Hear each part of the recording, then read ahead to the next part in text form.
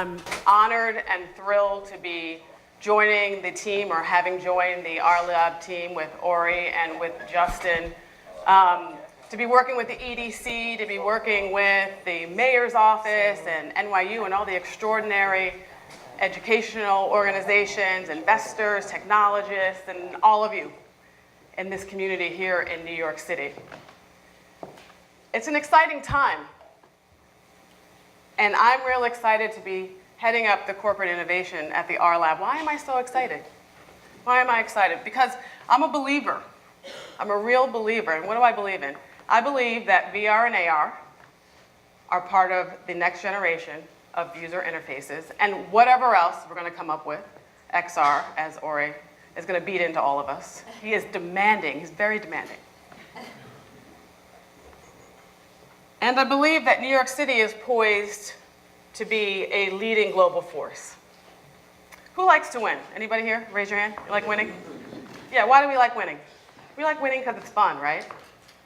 And there's lots of ways of winning. But at the end of the day, it often means that your hard work has been worth it, that it's been effective, that there's been some meaning to what we're doing. We believe that New York City is singularly prepared to take on the challenges to work really hard on developing and building these new technologies into applications that we use every day. I mean, let's think about it this way. These phones that we have in our pockets, does anyone believe that this is it?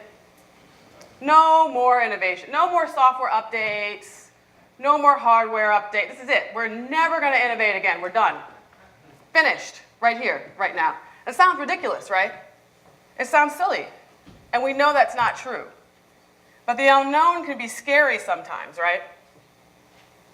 We need to put it into context, and I'm probably speaking to the choir when I say this, but I think sometimes it's worth to be reminded of some simple things, like Instagram is 8 years old. 8 years old, that's it, right? Twitter's 12, and Facebook is 14, and I can go down the list of others. So just think for a second, where are we going to be 8 years from now, 12 years from now, 14 years from now? I've been working in this space for 4 years or so, and I don't think there's a single person on the planet who can say with any type of conviction what that will be. But I really believe that all of you and the ecosystem here in New York City, that we can help deliver some of those answers. The evolution is happening right here in New York City. The VR-AR Association just put out a report listing 100 companies that are currently operating in New York City, developing new products, new services around VR and AR technology. And that is incredibly exciting. So the use cases are growing. And again, I may be saying things that you already know, but I think it's worth noting what that looks like.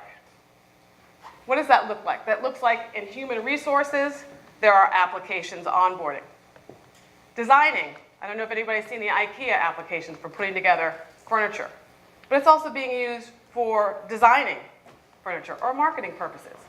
We've seen 360 videos, CGI video. See Samantha Wolf, she knows something about that marketing and VR and AR. Education and training, data visualization. Experimental, right? We tend to think often about VR and AR as having to do with entertainment. And it's much larger than that. Although there are some fun things. There are tools, whether it be for making art or for public policy purposes, for building cities, communities. The NBA, you can watch a game in 360 video. And of course, we've all heard about the ubiquitous Pokemon Go. At the end of the day, my job is going to sound like this for some of you I may sit down and be meeting with. How can we help? Isn't that nice? How can we help you? And how can we do that?